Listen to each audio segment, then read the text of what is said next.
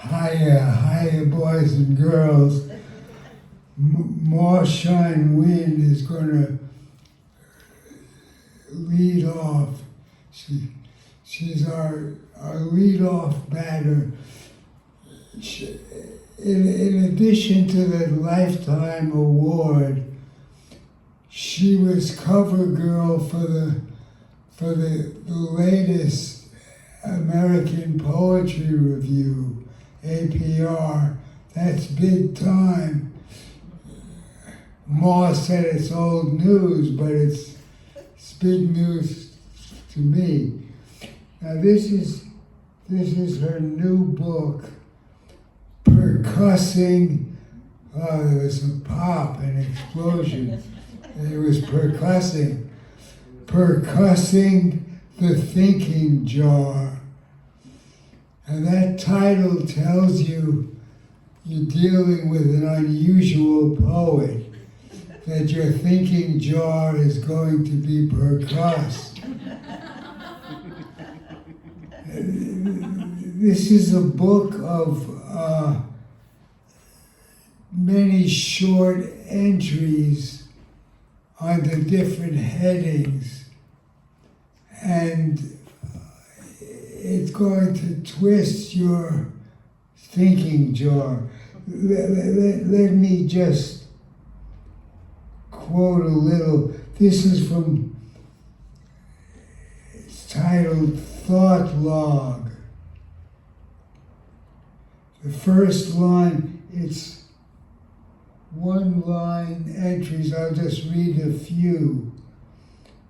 First line, forest guardians, ox hair robes, pewter magpies.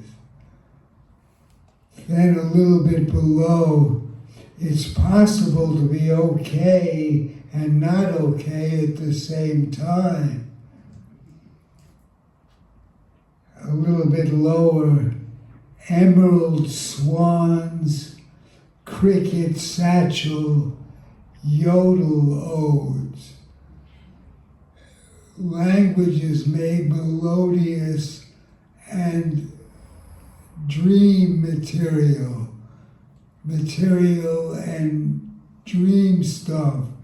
And then my anxiety about disappointing my therapist. I love that. I love that line, what it says about Maw.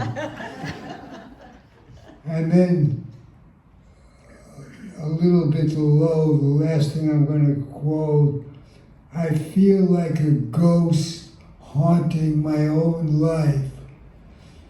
Let's give her a warm welcome, Maw Shein Win.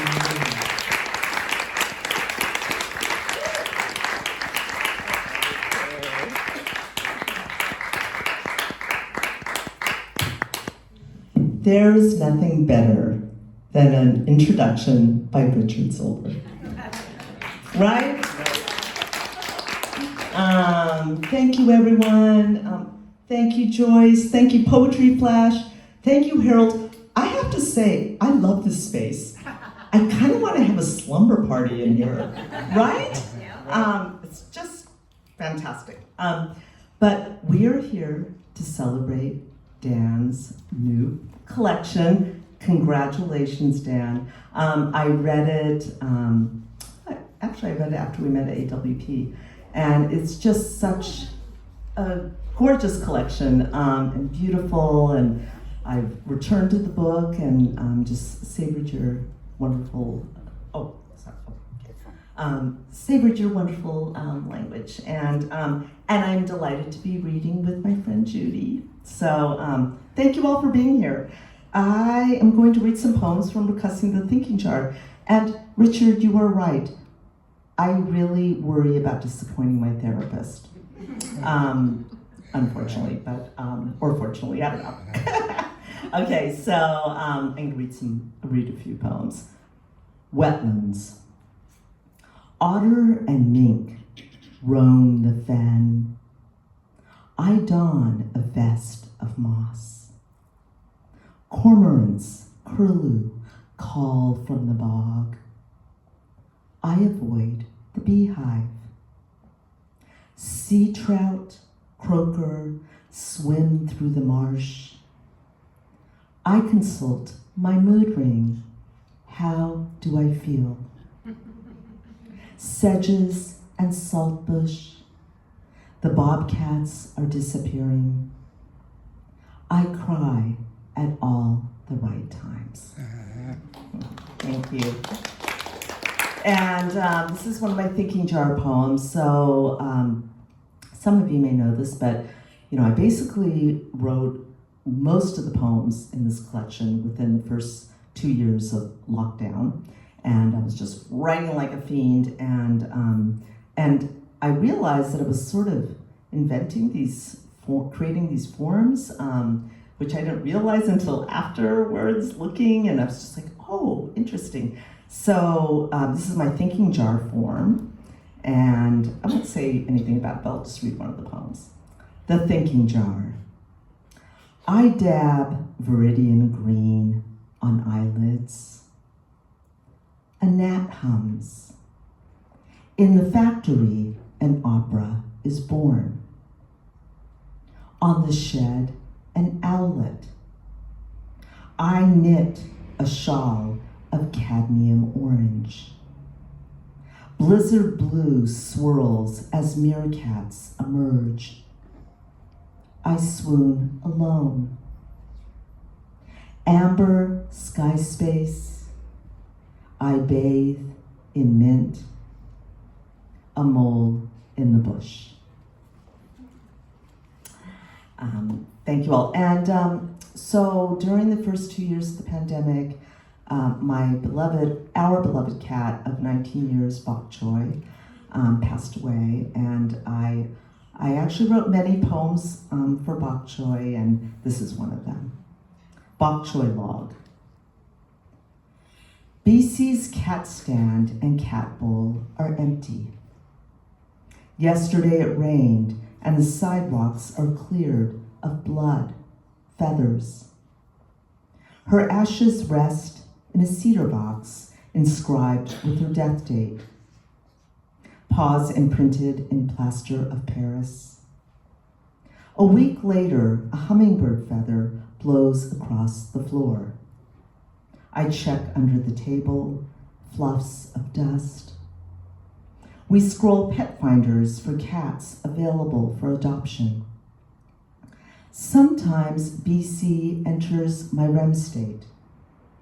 I awake, startled not to see her on the bed. The grass on the lot for sale, 2 doors over, is a bright, downy green, soft and welcoming. Thank you. We have a very dear friend named Annabelle Port who passed away, and I wrote this poem for her. Observation log for Annabelle. Warmed a nest in my balmy palm, placed it back in its ginkgo tree, turned aside and took rest for a while.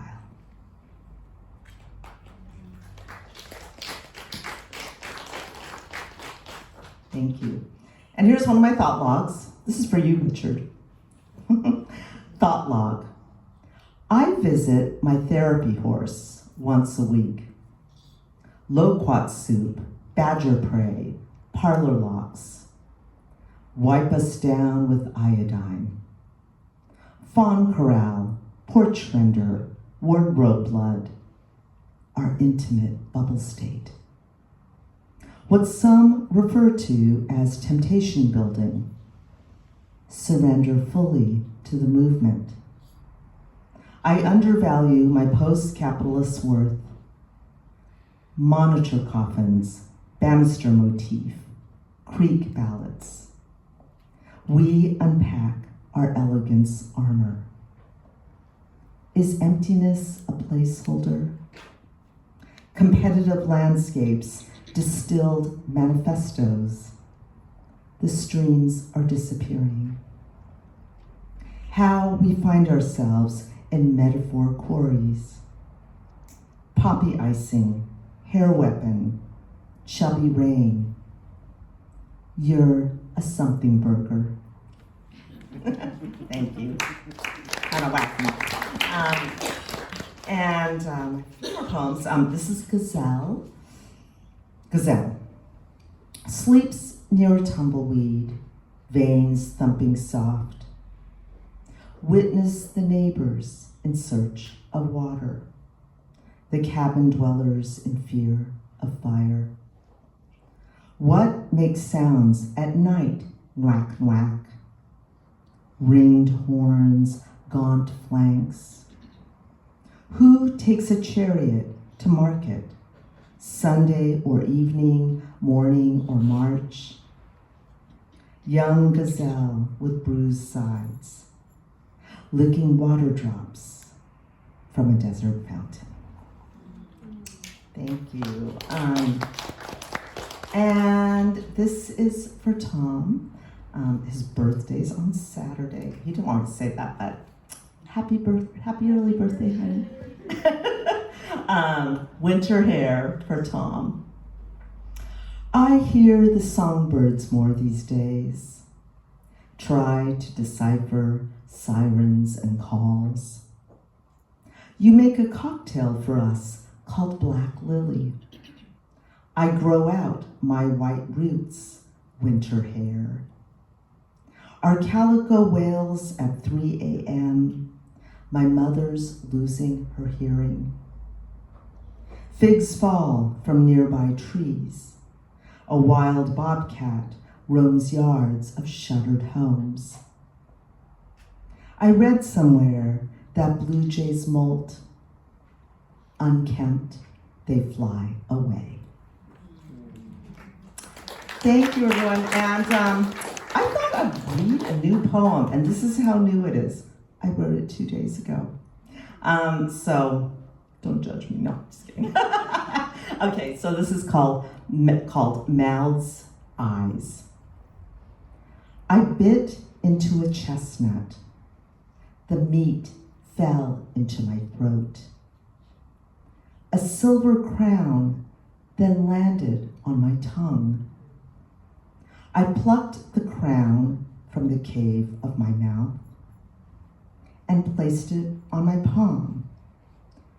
That night, I crawled into the cave and curled like a snake around a stone. The snake slipped through the water of my mouth, and its head split into two tongues on my tongue, 6 eyes blinking in the dark. Another snake emerged from my palm. A flicker of another tongue.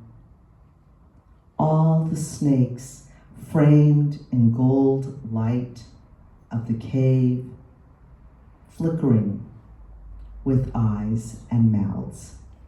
Thank you so much, everyone. Thank you. Congratulations, everyone.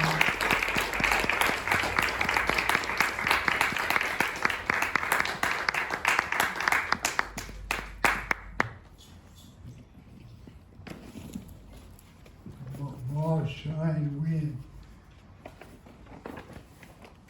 Okay, our next poet is Judy Halebsky, and we've got her previous book, Spring in 1,000 Years, Unabridged, and she's going to be reading a few poems from the and the new one is She Wolf, which pretends it's a book-length Abecedarian poem that pretends to be a dictionary. So it's dodging and weaving in a number of different directions. I wish that I had more. What I've read of that manuscript gives no hint as to the wolf part of it. Maybe we'll find out. But there's a particular kind of a loving, mindful, but straight, factual. I find it very hard to describe the sensibility that I love there, but there's a family being depicted, and JoJo is a little girl. She's 3, and she and Judy discuss age and will JoJo ever catch up? And Judy explains that that's not going to happen. And JoJo says, "Mommy, when you die, can we get a dog?"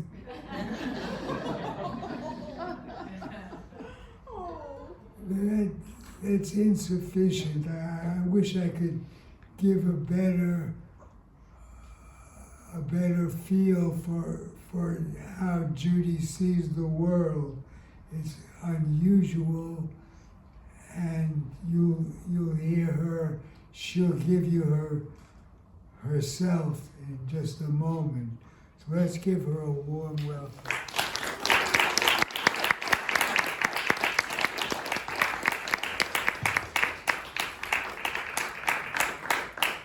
Thank you so much. What a lovely introduction. Thanks, Richard. Great to be here. I am going to read the poem you quoted from. We'll see it happen. Maw, lovely reading. Thanks, everyone, for coming. I try to figure out what you're supposed to do and then do it. I don't try to be like a weird person. I'm supposed to read from that book, but I have these new poems that I really want to share with you. And you can't read them anyplace else. You can't hear it. This is the moment. This is why you've come to a live reading. Yeah. And I will, of course, start with a poem called Land Acknowledgement.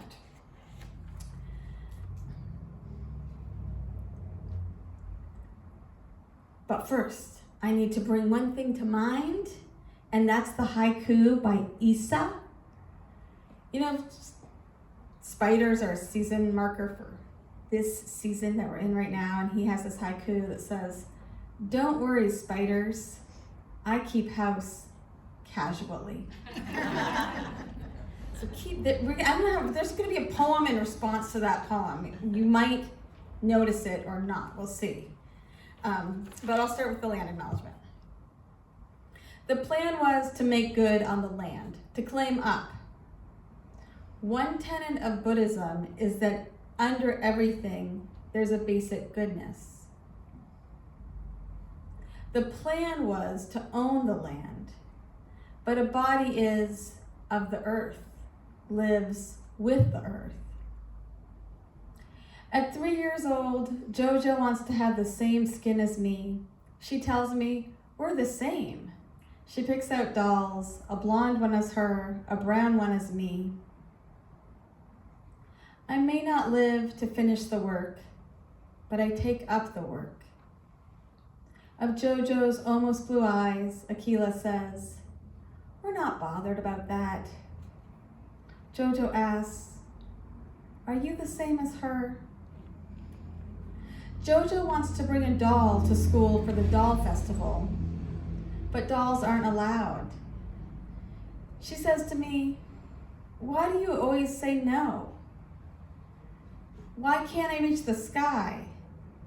She asks, why is the sky so far away?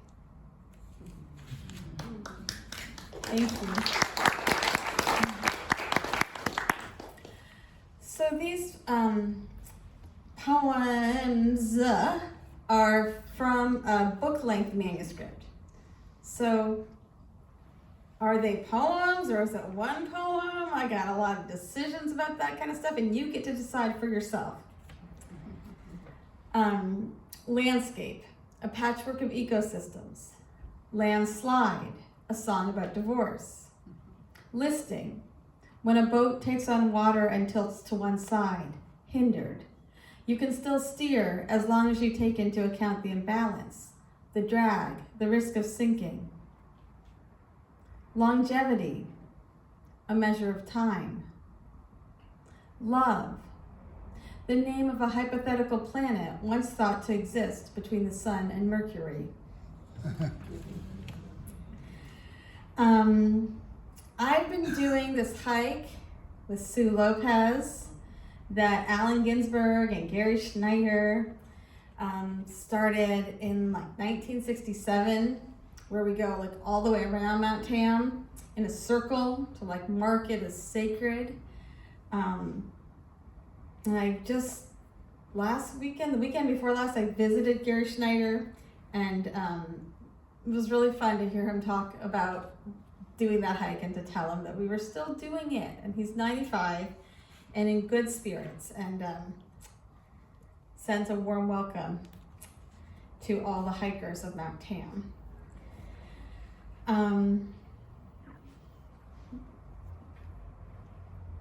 So this poem is called The Consecration of Mount Tamalpais.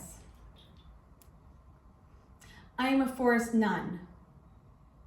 I have taken vows not of chastity, but of full body submersion, soaked through in an atmospheric river, peeling my underwear off like a wet swimsuit in the dark of the Muir Woods parking lot on the shortest day of the year.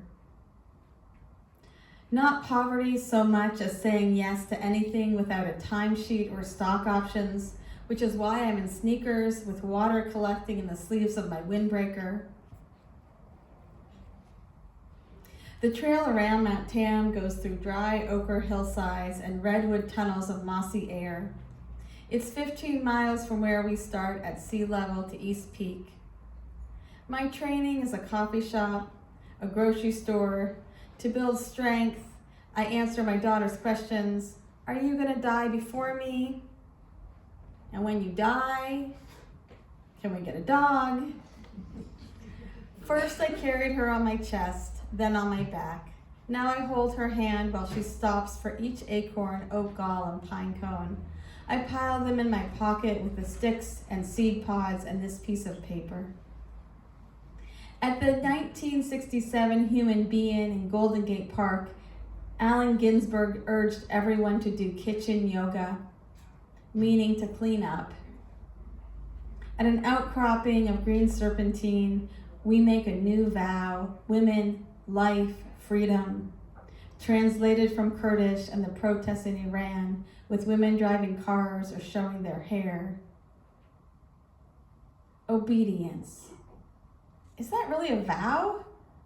How about wildness? Ginsberg saw this practice as being a forest monk. There's no female line, but I can start from now, expert that I am in kitchen yoga. Thank you.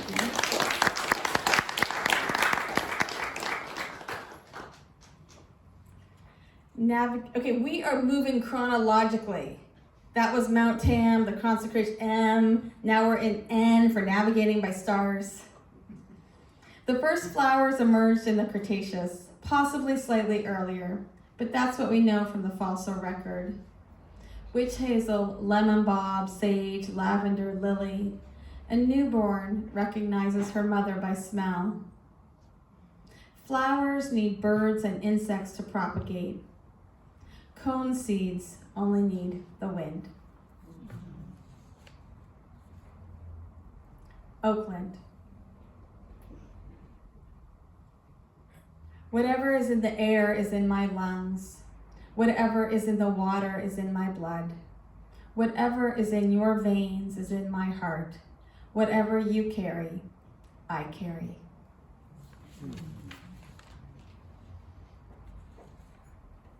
Proof. Watermelon, drought, unkept hair, unicorns, not real.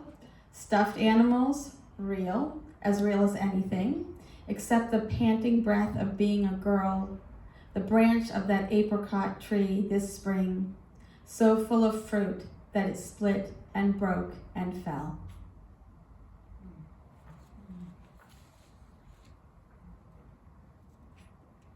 Q. When the steps fall away and there's not enough rope or wood to make their crossing. Rainbow baby. A baby born after. Range. Habitat needed to survive. Rake. A mass of clouds moving quickly to stretch a limb out from the body, to drift across the sky. A falcon, a man, well-dressed, promiscuous. A bit of a rake, the book says of Chihuahua. To dig up, to search for a buried past, to collect, to gather, to draw together. No mention of leaves. Thank you.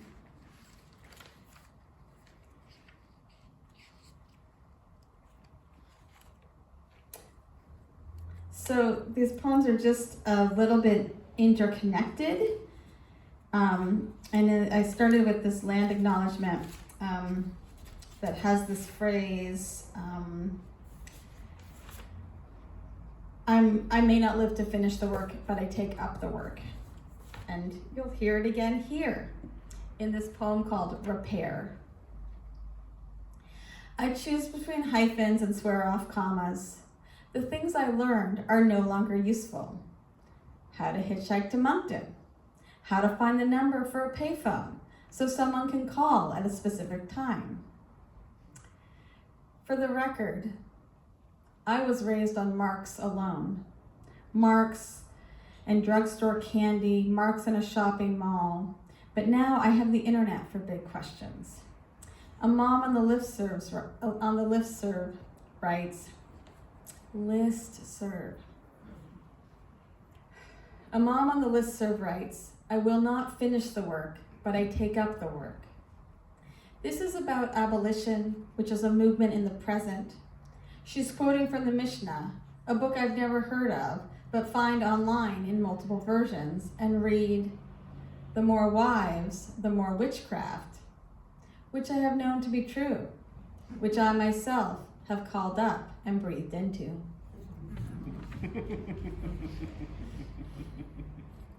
Reply, don't worry, spiders. I'm married for love and have little else to recommend me. Romantic friendship. We don't have enough words for this.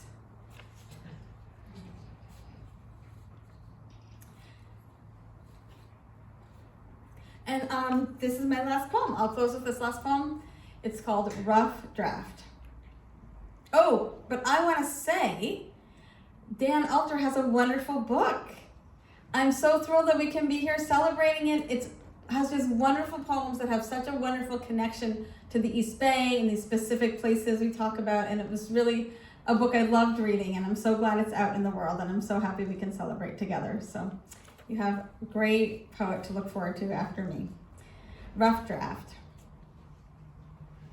Gregory Doyle writes about the slow work of God and the immense challenge of trying to get teenagers to stop shooting each other. He writes, love never fails, which I want to write on the inside of our front door so we can all read it before leaving the house. I tell this to the dear husband. He makes a list of all the places where love has failed. The nightclub in Orlando, the shallow graves outside of Kirkson, then leaves for work. Jojo wakes up and cries that he left without saying goodbye. At breakfast, she squirms into my lap and asks again, is there a baby being born right now? I always say yes. That's the frame. All those flights departing from Heathrow, the 23 wards of Tokyo, the distance across star clusters, the lifespan of the sun, love never fails. Yes, I say, right now. Wow. Thanks very much.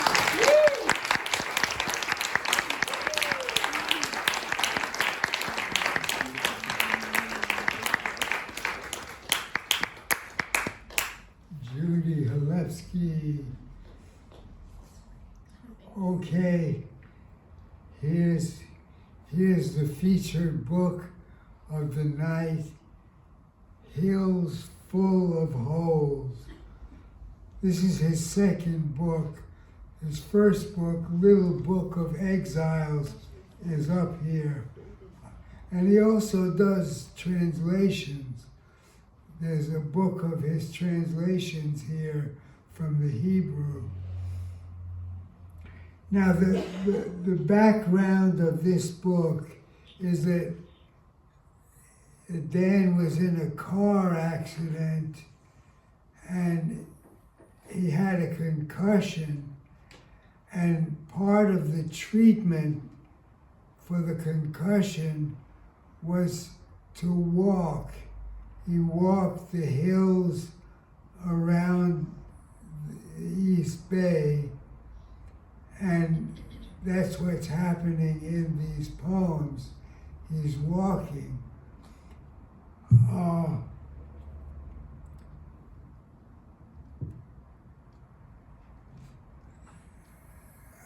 As he's walking, he's thinking, this is the land of the Alonis, I forget the alternate name you use. And he goes to a number of sources listed in this book of encounters and forest history.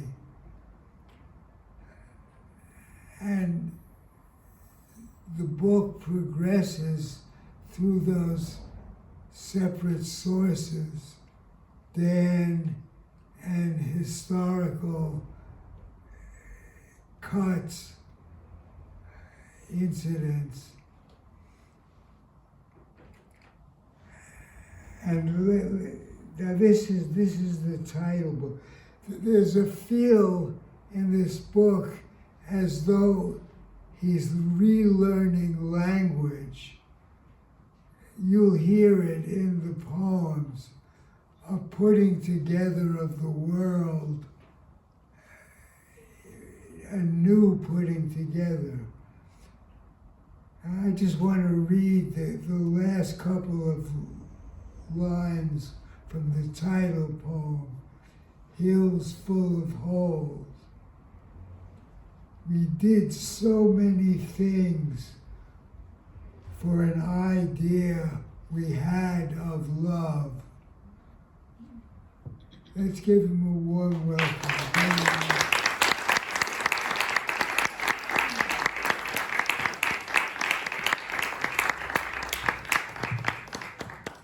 Good evening.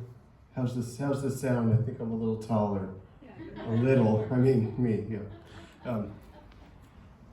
There's so many thanks to say. I'll kind of sprinkle them in, but thanks to all of you for coming out for poetry, and thank you, Judy and Maw, for reading side by side with me, and it's really delightful to hear your work. And I'm gonna follow. I wasn't thinking of this, but this is a land acknowledgement poem, so we'll start here. And most of the titles of these poems are also the start of the first line. So this one's called Because My Father Got a Better Job, but now you'll hear that line again.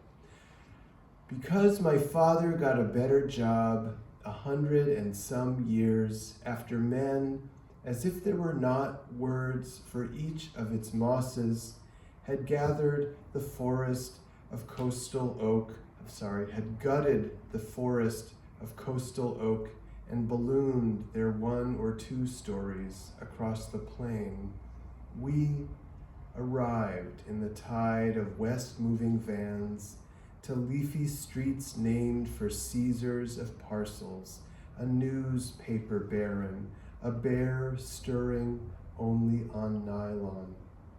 The weather was so gentle, all morning fog hung around like ghost friends who would, in a whisper, sing along after their fog dinner parties. The highway was like a young, confident president, and there was a richer blend of coffee to nurse on the corner of Oxford and Vine when my always looking up father brought us to Berkeley's stucco slopes. It seemed like a perfect idea. Who knew the concrete footings we asked a bank for were poured on top of dances?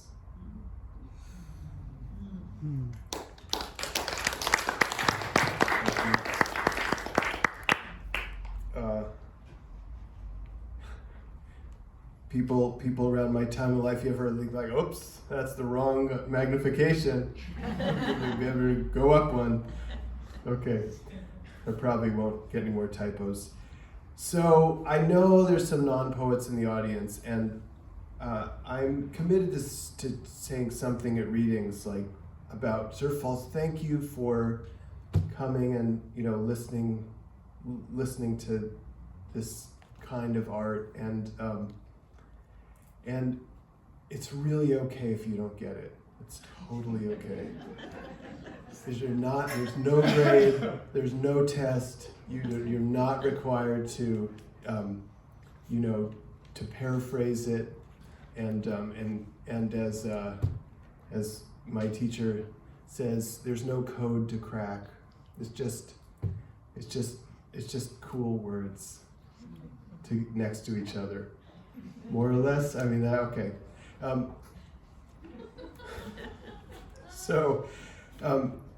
Yeah, there's poems in here that are, like Richard said, that are while I'm doing this activity that at the time was a new word, forest bathing. I think it's kind of gotten out more, but it was sort of a new concept, and there, if you look at them in the book, those poems they're kind of scattered across the page. I was really trying to figure out how to make sense of what perception was like there. So here's a little one. Wind opens me closed. Bird call a door latch. I go through. I'm through again. I'm gonna just read it again. Because it's so short you'll miss it. Wind opens me closed. Bird call, a door latch, I go through. I'm through again. Thank you. All right, so now thanks to Richard, who's isn't he something as a reader? There's sort of like that lucid, all the encompassing, warm mind.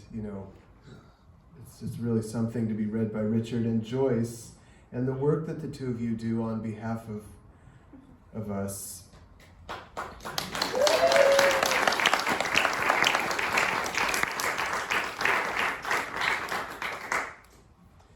Here's another, another one of my teachers when I first started doing this called them brain lace. This is one of the brain laces. Sweet little switchback, winded eucalyptus door creak, from triple height, yellow finger leaves falling like the cloud-covered light on a gust. I'm sorry, sore cortex, are you still fraying? Where the creek pools water skeeters pause on 4 pontoons. Gnats swirl halfway over trickle, ferny feelers, laurel leaf paddles float forward, chlorophyll-hued, proliferate shade in woods we have set aside glowing.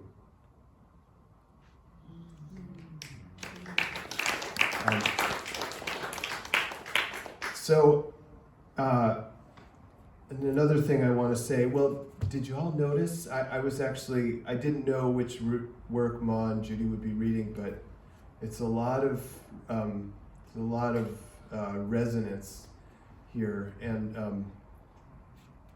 I want to say something about the moment the interesting moment in history that we find ourselves in. It's not a moment most of us had planned on, and it can be upsetting on a daily basis, and I know I think regularly about, given all the other commitments and constraints in my life, what's in reach for me as resistance to what's happening, and I don't mean to be cutesy about this, because obviously you can have a raging autocracy and whether or not people write and read poems. So I don't mean to claim that poetry is stopping the onrush, but I do think that what we're living through is a kind of acceleration of a system that's based on exploitation and taking all the resources out of humans and the earth and just burning them up and throwing them in the trash, right? That's the system we're in, and it's gone onto steroids now.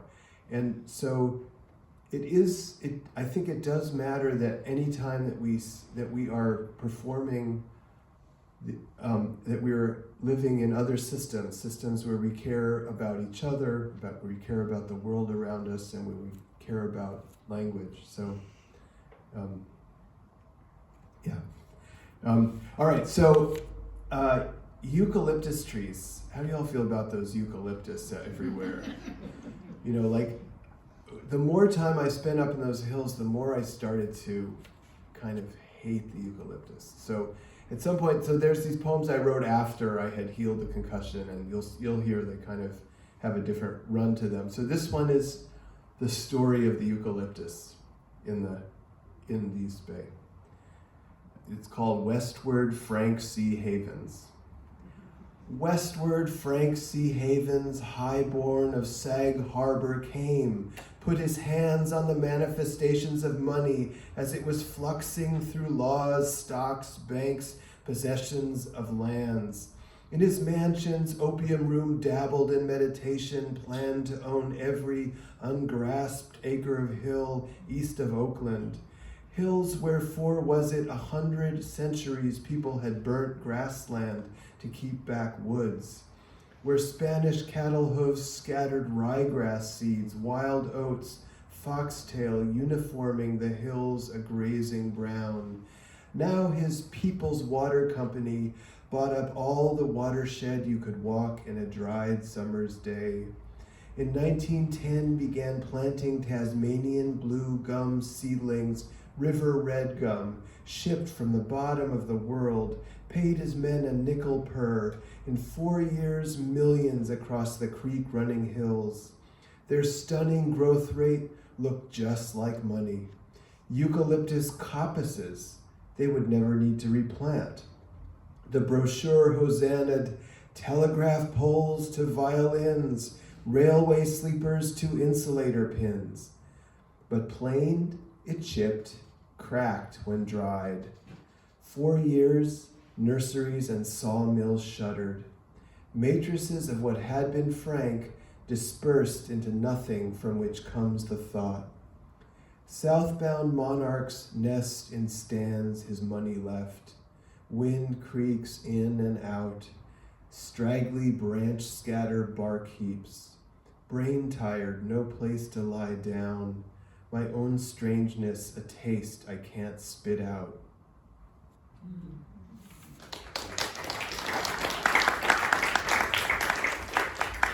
Take that, eucalyptus. Let's see. So then there's these, I'll do just a couple of these. There's these poems I wrote for the particular parks. So this one's for Tilden. Okay, who loves Tilden in this room? Come on, right? Gotta love Tilden. So there's two poems in here for Tilden Park, and they're both called Greenness with Picnic Bench. Elaborate gnat and dapple, oh Tilden, you honky-tonk set aside, we come on four wheels and two. Muddy switchback, casual horse road, you merry-go-round concession, fence full of show farm goats. Gore-Text we come to you, all day our days have waited like our dogs, our days behind walls. Go to the back of the line, mountain lion, recede with coyote and nut gatherer. We've stood a grill on steel pole. We've riveted weather for squirrel, open door for poison oak. We've left on stream banks our single-use beverage cups. Piñatas have been burst, reprieve given to pent-up dogs. Tilden, you tale of a land sandwich, acres we say escape. Oh, sew the thread lightly, great bobbin and needle of development. Attach this last parcel of Oak Bay and Toyon, even if corrupted with long, sloppy trees that came on boats. We have dogs, we have pockets awash with code. We are extending summer like a bridge span, our commute ravenous, our nights bedazzled. Please don't leave us. Keep patching together ants and undergrowth, wild raspberry, a few poppies soldiering, memory-stapled trails. Don't leave yet, your hair full of wind.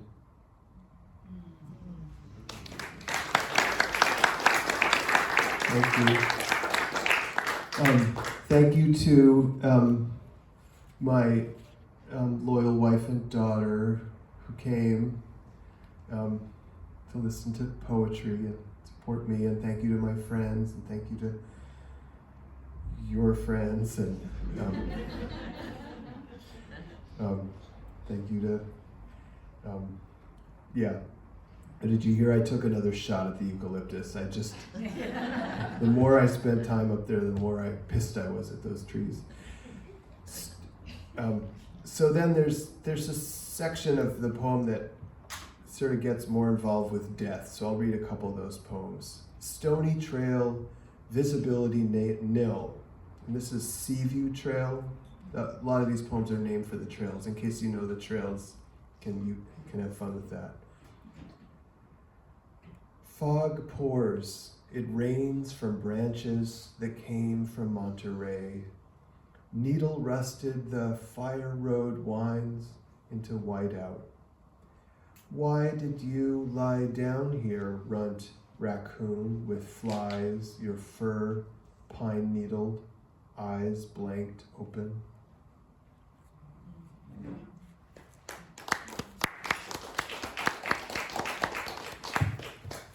Let's see. Yeah, we're rounding out. Last one, couple more.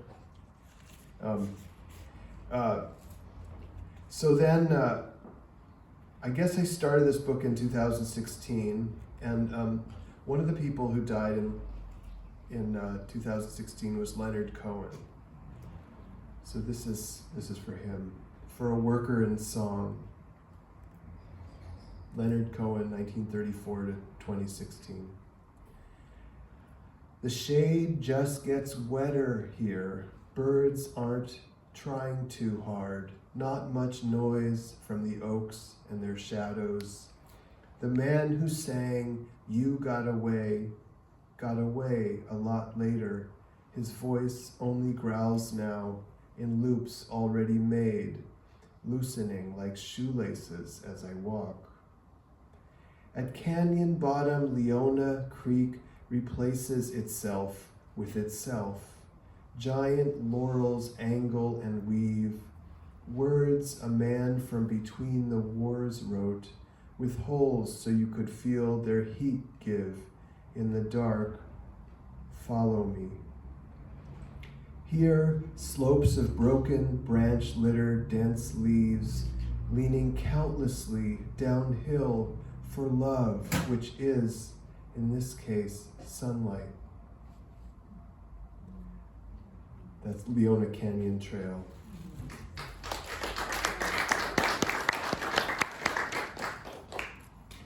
So I'll do one more of the.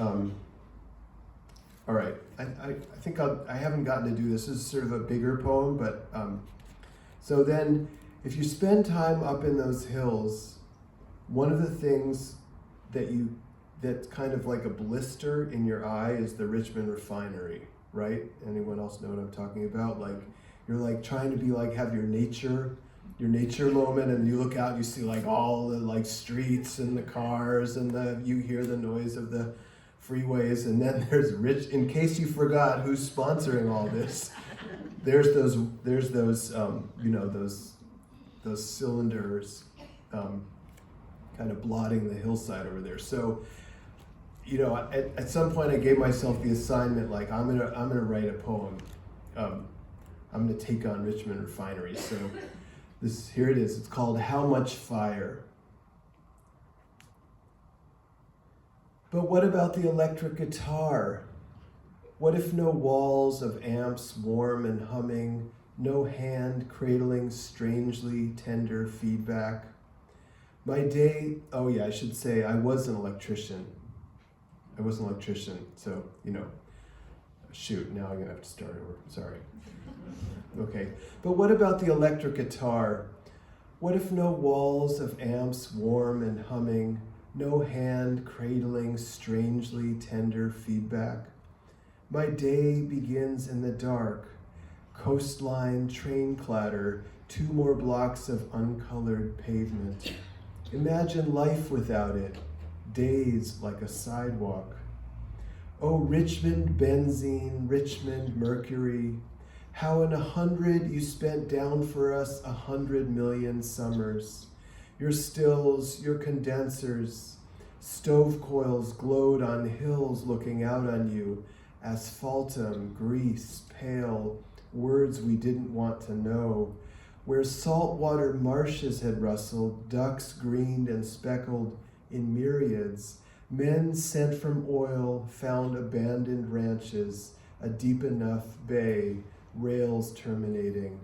They zipped up your neck, Richmond, cast iron miles of pipe, mountains of copper for the 3-phasing current that your agitators might shake, benzol, xylol for dynamite, highways unfurled, oceans overnighted, from towers rippled wavelengths, new kinds of tones blued off a fender neck, fuzzed, trembled our car doors. Today, the 11th of February, will be 15 degrees too warm. A train will go by where, for a wage, I drag metal-clad cable into walls, air horn drawing out the ball of progress. As it burns through you, swollen hulls I always try not to see nesting at the shoreline north of my life. Richmond polycyclic aromatic hydrocarbons tucked into the wind. Could I gauze what was missing with headphones? Molecules catalytic cracked to gasoline. We drove away miles by the thousands, jetted them back. Your tankers chuffed under the bridge. From your white-coated work weeks sprang paraxylene for nylons. Our skin was surprised. Phenol for glue to ply our plywoods. Houses sprawled. You continued to do 300,000 barrels a day. Rivers of kerosene to Bombay, Hanoi, nowhere too far. Oh, city that bore Standard Oil into the Pacific. Tanker cars clacked in before you had a city hall. Richmond, by sword your name from a Norman hill town to English castles by gun to us. Every year 1 million pounds of heavy metals into your air onto Castro Cove's sludge bottom. Chevroned gulls wheel in our choices, their lack. In my ears, notes a magnet drew from wires flumed like schools of fish. Richmond, how would we be without you? Our hospital's constant hum, shimmer of components spirited from everywhere to our thumbs. On a carpet of carbon, flying. I step down from something diesel to search bins for the sound of anger and queen jealousy, bold as love, driven through tubing. out of vinyl flaring fingers of Jimi Hendrix, about to swallow too much fire.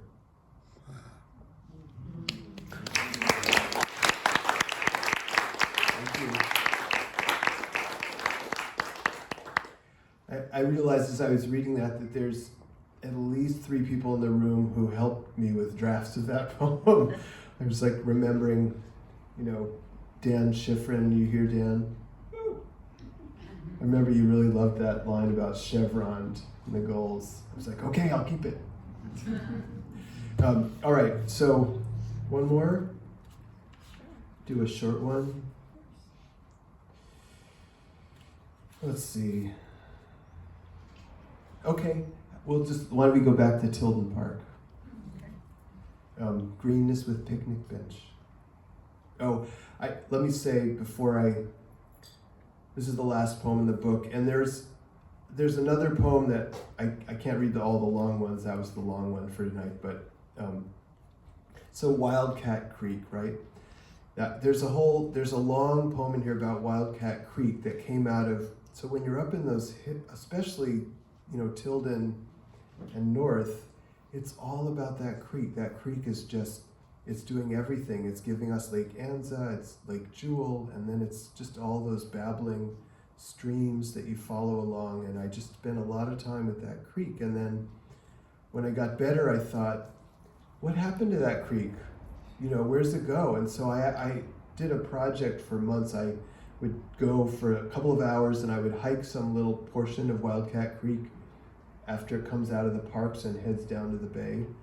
And there's a poem for Wildcat Creek in there that I'm not reading, but I want to give you a feel for why the book ends with that. Okay, greenness with picnic bench. Train steam the size of 5-year-olds looping through laurels. Family swarmed lake, your algae deepening, ash piles of aftercoals. Did you see the Pacific tree frog skin fall off from zoospores that rode in on a distant New Year's bullfrogs? Sorry you were eucalyptus, sloppily pined. Your footpaths spring back with red, happy hazard plants. So one more for falling leaf cover, Tilden, goodbye, hello. Time a tiny bit softer, meadow waving, bathroom slab damp, roads sliding through you, marginal newts crossing. I can't say you enough, cloud rustle, blue jay branch, window to under cities. Grass come waist high in places, little spoon leaves, stay one more day. Hill waltz with crow calls, alien green golf course we lean so hard on you. Bark, shag, stray feather, the uttering after all are wearing on it of Wildcat Creek. Thank you.